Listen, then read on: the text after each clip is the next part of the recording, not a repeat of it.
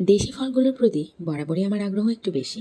সেই আগ্রহ থেকেই সেদিন এই ফলটা বাজার থেকে কিনে এনেছিলাম, কিন্তু তখনও আমি জানতাম না ফলটির নাম কি।